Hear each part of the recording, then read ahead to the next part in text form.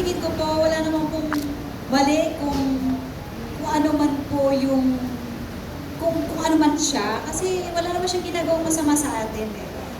Hindi naman siya yung... Hindi ba magpo-flashback sa'yo yung mga nangyari sa Bulacan?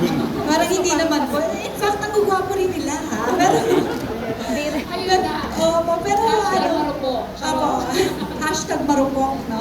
Pero ano po, maging marupok lang po tayo sa dapat karupukan.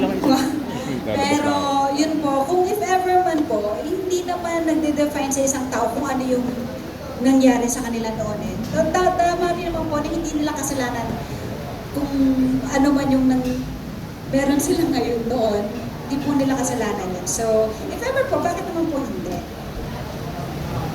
Ako po, siguro pag may parang Hiroshi, baka pwede. Char, joke lang. Tulad rin naman ang sinabi ni Ate Sanya, siguro kung mabait rin siguro yung tao, marespeto, may values and morals sa life or similar to mine, then why not? Tulad nga rin ng sinabi ko kanina, yung mga nangyari nung panahon ng World War II, hindi rin naman natin pwedeng gamitin yun hanggang ngayon na maging burden sa atin, na cancel na yung mga Hapon sa atin ngayon. Yes, I am aware of what happened during World War II. But then again, tulad nga rin sa natutunan ko kay Lola, may mga nakilala na isa sa mga comfort women na may nakilala rin naman siya mga Hapon na mababait. So during pag-gera kasi hindi talaga natin alam kung anong mangyayari. So some people would change, di ba? Mag-iiba yung values nila.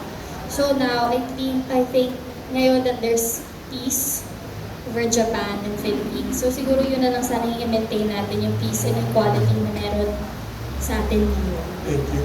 Sir Rose?